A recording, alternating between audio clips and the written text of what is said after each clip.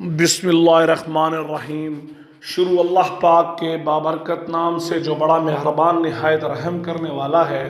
درود السلام حضرت محمد مصطفیٰ صلی اللہ علیہ وآلہ وسلم پر۔ اسلامک پاتھ ٹیوب پر آپ تمام احباب کو خوش آمدید کہتے ہیں۔ جیسا کہ آپ جانتے ہیں کہ ہم اس چینل کے پلیٹ فارم سے آپ تک اسلامی کنٹینٹ پہنچاتے ہیں، اسلامی مواد پہنچاتے ہیں، اور اس میں خاص طور پر خوابوں کی مستند اور سچی تعبیر شامل ہوتی ہے۔ تو حضرات گرامی، آج کا جو موضوع ہے یا آج ہم جس خواب کی آپ کو تعبیر بتانے جا رہے ہیں، یہ ہم سے پوچھا گیا ہے کہ خواب میں ایک سبزی ہے بینگن۔ خواب میں بینگن دیکھنے کی کیا تعبیر ہے؟ خواب میں بینگن دیکھنے کا کیا مطلب ہے؟ تو حضرات گرامی، ویڈیو انتہائی مختصر ہے، لیکن اگر آپ اس کی تعبیر جاننا چاہتے ہیں تو آپ اس ویڈیو کو پورا دیکھیں، اور جن احباب نے اب تک چینل کو سبسکرائب نہیں کیا یا جو چینل پر نئے ہیں، ان سے گزارش ہے کہ چینل کو سبسکرائب کر لیں اور گھنٹی کا بٹن دبانا ہرگز نہ بھولیں، تاکہ ہماری آنے والی تمام ویڈیو سب سے پہلے آپ کو ملتی رہیں۔ تو حضرات گرامی، چلتے ہیں اپنے موضوع کی جانب کہ خواب میں بینگن دیکھنا۔ حضرت ابن سیرین رحمۃ اللہ علیہ نے فرمایا کہ خواب میں بینگن کھانا موسم میں ہو یا بے موسم، پکا ہوا کھائے یا خام کھائے، خام سے مراد بغیر پکا ہوا، تر ہو یا خشک، جس قدر کھائے گا اس قدر غم اور دکھ اٹھائے گا۔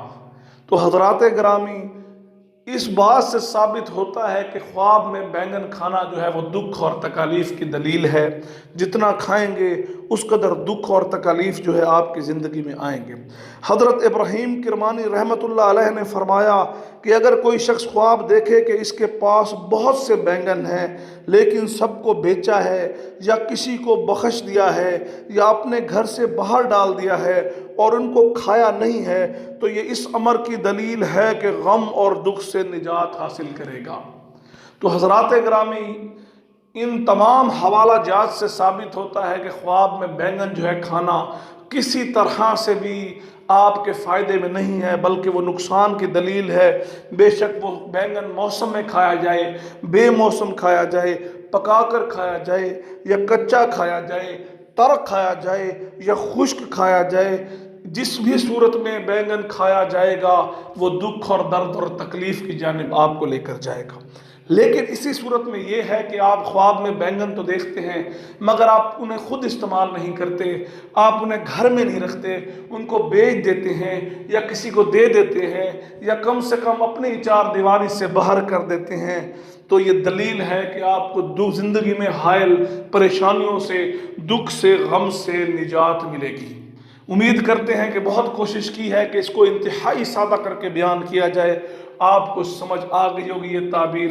لیکن اگر آپ کچھ اور جاننا چاہتے ہیں تو لکھیں، انشاءاللہ اس پر بھی ویڈیو بنائی جائے گی۔